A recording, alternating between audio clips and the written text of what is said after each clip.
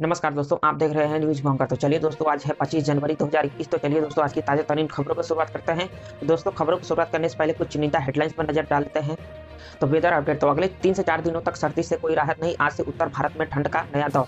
तो एक दिन के लिए उत्तराखंड की सीएम बनी सृष्टि गोस्वामी अफसरों को दिए ये निर्देश। यूपी में शराब पर सख्ती, घर में लिमिट से ज्यादा शराब रखने के लिए लेना होगा लाइसेंस, नियम तोड़ा तो 3 साल जेल, जुर्माना भी। किसान आए दिल्ली, गांव हुए खाली, अब घुसपैठ की फिराक में है पाक आतंकी। पीएम नरेंद्र मोदी ने युवाओं से की कोरोना टीकाकरण पर झूठ से नेटवर्क को हराने की अपील। तो चलिए दोस्तों, एक एक करके 10 बड़ी खबरों पर नजर डालते हैं। तो हमारा पहला खबर है फार्मर प्रोटेस्ट अपडेट। तो किसानों के ट्रैक्टर परेड पर पाक आतंकी संगठनों की नजर। तो 308 ट्विटर हैंडल बनाए। तो Delhi police commissioner S N Srivastava ने 26 जनवरी को होने वाली किसान की ट्रैक्टर परेड को लेकर हिंसा की आशंका जताई है और उन्होंने कहा है कि पाक जो है आतंकी संगठन इस रैली पर नजर गड़ाए हुए हैं और हिंसा फैलाने की साजिश कर रहे हैं। तो हाल ही में 308 ट्विटर हैंडल पाकिस्तान से जनरेट हुए हैं, तो इसलिए सुरक्षा के लिहाज से ये पूरी ट्रैक्टर परेड दिल्ली पुलिस की सिक्योरिटी में कराई जाएंगी। तो दोस्तों, इसके लिए जो है अलग अलग राज्यों के एक बड़े इलाकों को सुरक्षा देनी पड़ेगी। तो ये जो है दिल्ली पुलिस के लिए बहुत ही चैलेंजिंग टास्क होगा, लेकिन सुरक्षा के लिहाज से सभी के लिए ये जरूरी है कि कमिश्नर ने कहा है कि 26 जनवरी की परेड खत्म होने के बाद किसानों की ट्रैक्टर परेड दिल्ली के विभिन्न बॉर्डर से शुरू होंगी। तो किसान भाइयों पर मुझे पूरा भरोसा है कि उन्होंने बोला है कि वह जहां से आएंगे वही वापस लौट जाएंगे। तो दोस्तों, बढ़ते अपने नेक्स्ट खबर की तरफ। भाजपा प्रोटेस्ट रैली के लिए जो है सिंघू बॉर्डर पहुंचे हजारों ट्रैक्टर और रोड मैप तैयार। तो 100 किलोमीटर तक तय करेंगे रास्ता। तो दोस्तों, देश में करीब 2 महीने से किसानों की ओर से कृषि कानूनों के विरोध में प्रदर्शन किया जा रहा है। तो किसान केंद्र सरकार की ओर से लागू किए गए कृषि कानूनों को रद्द करवाने पर अड़े हुए हैं। वही अब किसानों के आंदोलन में और तेजी आती हुई नजर आ रही है। तो केंद्र सरकार के जरिए पारित तीनों जो है कृषि कानूनों के खिलाफ आंदोलन कर रहे किसानों को 60 दिन हो चुके हैं। अब किसान 26 जनवरी के दिन ट्रैक्टर रैली निकालने की तैयारी कर रहे हैं। इसके लिए किसान भारी संख्या में हरियाणा, पंजाब, उत्तर प्रदेश से दिल्ली बॉर्डर पर पहुंच रहे हैं। तो सिंघू बॉर्डर पर पहले से हजारों किसान ट्रैक्टर में करीब 2 महीने से रह रहे और भी पहले भी दावा कर चुके हैं कि वह 6 महीने की राशन व्यवस्था के साथ भी आए हैं। तो दोस्तों, बढ़ते अपने अगले खबर की तरफ। तो नेक्स्ट खबर है, तो अब वोटर आईडी कार्ड होगा डिजिटल, इलेक्ट्रॉनिक वर्जन लॉन्च करेंगे रविशंकर प्रसाद। तो चुनाव आयोग यानी इलेक्शन कमीशन सोमवार यानी कि 25 जनवरी को राष्ट्रीय मतदाता दिवस मनाएगा। तो ऐसे में संचार, इलेक्ट्रॉनिक्स एवं सूचना प्रौद्योगिकी मंत्री रविशंकर प्रसाद सोमवार को मतदाता पहचान पत्र का इलेक्ट्रॉनिक वर्जन लॉन्च करेंगे। तो इसे मोबाइल फोन या पर्सनल कंप्यूटर पर डाउनलोड किया जा सकता है। तो अब आपका वोटर आईडी कार्ड डिजिटल हो जाएगा। तो दोस्तों, चुनाव आयोग 25 जनवरी को ई एपिक ऐप की शुरुआत करेगा। इसके जरिए आधार कार्ड की तरह ही वोटर आईडी कार्ड भी ऑनलाइन जनरेट किए जा सकेंगे। तो दोस्तों, इसमें डिजिटल लॉकर जैसी सुविधाएं होगी और इसे प्रिंट भी किया जा सकता है। तो बता दें कि ई एपिक मतदाता फोटो पहचान पत्र का डिजिटल वर्जन है। तो दोस्तों, हमारा नेक्स्ट खबर है तो वेदर अपडेट। तो अगले 3 से 4 दिनों तक सर्दी से कोई राहत नहीं, तो आज से उत्तर भारत में ठंड का एक नया दौर जारी। तो दोस्तों, उत्तर भारत के लोगों पर ठंड कहर बनकर बरस रही है। तो हिमाचल प्रदेश के कुफरी, भरमौर और केलोंग और कल्पा में रविवार को बर्फबारी के बाद कड़ाके की ठंड का प्रकोप जारी रहा। तो मौसम विभाग ने अगले कुछ दिनों में उत्तर और मध्य भारत में कड़ाके की ठंड का एक नया दौर शुरू होने का अनुमान जताया है। तो इस बीच उत्तर प्रदेश में अपने खेत में सिंचाई करते हुए 45 वर्षीय किसान की कथित रूप से ठंड लगने से मौत भी हो गई। तो दोस्तों, बढ़ते अपने अगले खबर की तरफ।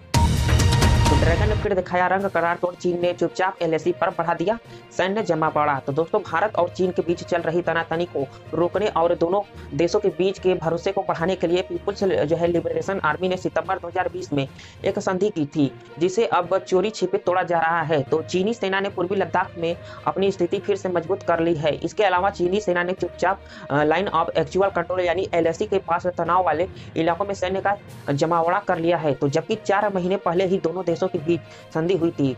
तो इसमें कहा गया था कि तनाव वाले मोर्चे पर दोनों देशों के जो है सैन्य जमावड़ा नहीं करेंगे। तो दोस्तों, ताजा जमीनी पड़ताल में इस बात का खुलासा हुआ है कि चीनी सेना 21 सितंबर 2020 को छठे राउंड की बातचीत के बाद जो संयुक्त बयान जारी किया था उससे मुकर गया है। तो इतना ही नहीं, उसे चुपचाप कई सारे प्रयास भी किए जा रहे हैं। तो दोस्तों, बढ़ते अपने अगले खबर की तरफ। तो हमारा नेक्स्ट खबर है तो एक दिन के लिए उत्तराखंड के सीएम बनी सृष्टि गोस्वामी अफसरों को दिए ये निर्देश। तो हरिद्वार की सृष्टि गोस्वामी एक दिन के लिए उत्तराखंड की मुख्यमंत्री बनी।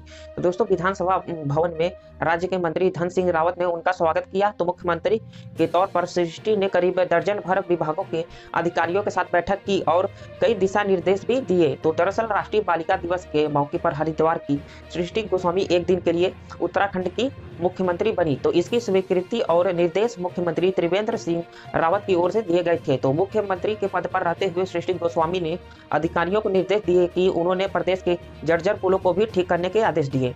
तो दोस्तों हमारा नेक्स्ट खबर है, तो पीएम नरेंद्र मोदी ने युवाओं से की कोरोना टीकाकरण पर झूठ के नेटवर्क को हराने की अपील। तो प्रधानमंत्री नरेंद्र मोदी ने रविवार को देश के युवाओं से कोरोना टीकाकरण को लेकर फैलाए जा रहे झूठ के नेटवर्क को हराने में मदद करने की अपील की है। तो उन्होंने कहा है कि देश के वैज्ञानिकों ने अपना कर्तव्य कोविड-19 यानी कोरोना वैक्सीन विकसित कर पूरी कर दी है और दोस्तों अब हमें अपनी जिम्मेदारी निभानी है। तो प्रधानमंत्री ने कहा है कि हमें सही जानकारी फैलाकर झूठ और अफवाह फैला रहे नेटवर्क को हराना है। तो दोस्तों हमारा नेक्स्ट खबर है, तो चीन के ब्रह्मपुत्र पर बांध बनाने से भारत से छिड़ सकती है पानी के लिए जंग। तो दुनिया की सबसे ऊंचाई पर स्थित नदी ब्रह्मपुत्र पर चीन बांध बनाने की योजना बना रहा है। तो माना जा रहा है कि चीन की इस योजना से भविष्य में पानी के लिए जंग छिड़ सकती है। तो एशिया टाइम्स की रिपोर्ट के मुताबिक चीन ने ब्रह्मपुत्र को यारलुंग जंगपाओ कहा जाता है, तो जिस पर वह विशाल बांध बनाने जा रहा है। तो यह नदी तिब्बत से होकर बहती है। जब यह भारत में प्रवेश करती है तो इसे ब्रह्मपुत्र कहा जाता है। तो भारत और बांग्लादेश के साथ पानी के बंटवारे से संबंधित समझौता या चर्चा किए बिना ही चीन यारलुंग जंगपाओ बांध की अपनी योजना पर अमल करने जा रहा है। तो दोस्तों हमारा नेक्स्ट खबर है, तो यूपी में शराब पर सख्ती, घर में लिमिट से ज्यादा शराब रखने के लिए लेना होगा लाइसेंस। तो नियम तोड़ा तो 3 साल जेल और जुर्माना भी। तो दोस्तों यूपी सरकार ने घर में शराब रखने के लिए नए नियम कायदे बनाए हैं। तो इसके तहत तय लिमिट से ज्यादा शराब रखने के लिए लाइसेंस लेना होगा। तो लाइसेंस के लिए 12,000 रुपये सालाना फीस चुकानी होगी। तो शुरुआत में 51,000 रुपये की गारंटी भी देनी पड़ेगी। तो इन नियमों का सीधा मतलब है कि अब लोग बिना लाइसेंस के घर में दोस्तों निजी बार नहीं बना पाएंगे। तो नियम तोड़ने पर 3 साल तक की जेल भी हो सकती है। तो योगी सरकार ने आबकारी नीति में यह बदलाव किया है। इसके तहत पर्सनल बार के लिए फीस देनी होगी। तो दोस्तों additional chief secretary Sanjay S Bhusreddy ने कहा है कि नए आबकारी नीति के तहत बिना लाइसेंस के घर में तय लिमिट से ज्यादा शराब रखने पर कार्रवाई होगी। तो प्रदेश में 7.84 लीटर अल्कोहल की घर में ही रखने की इजाजत है। तो दोस्तों हमारा नेक्स्ट खबर है, तो किसान आए दिल्ली, गांव हुए खाली, अब घुसपैठ की फिराक में है पाक आतंकी। तो केंद्र सरकार के कृषि कानूनों के खिलाफ किसान लंबे समय से दिल्ली की सीमाओं पर आंदोलन कर रहे हैं। तो इनमें बड़ी संख्या में पंजाब के किसानों की है। तो अब 26 जनवरी को किसान ट्रैक्टर रैली में हिस्सा लेने के लिए भी दोस्तों पंजाब के गांवों से सैकड़ों पुरुष किसान दिल्ली की ओर कूच कर रहे हैं। तो ऐसे में अब पाकिस्तान से लगी सीमा के पास गांव में महिलाओं के भरोसे हो गए हैं। तो इस स्थिति का फायदा पाकिस्तानी आतंकी उठाना चाह रहे हैं और भारत में घुसपैठ की साजिश कर रहे हैं। तो हैम्प पाकिस्तानी आतंकियों की इस साजिश का पता चला है कि राज्य सुरक्षा एजेंसियों के साथ ही केंद्रीय सुरक्षा एजेंसियों भी सतर्क हो गई हैं। तो अब पंजाब के सीमावर्ती इलाकों में सुरक्षा भी पहले से बढ़ा दी गई है। तो राज्य में घुसपैठ को लेकर सबसे संवेदनशील शहर पठानकोट को माना जा रहा है। तो दोस्तों आज के लिए बस इतना ही, मिलते हैं फिर किसी नेक्स्ट वीडियो में। अगर दोस्तों आप हमारे चैनल पर नए हैं तो चैनल को सब्सक्राइब कर दें, बेल आइकन को प्रेस कर दें। धन्यवाद।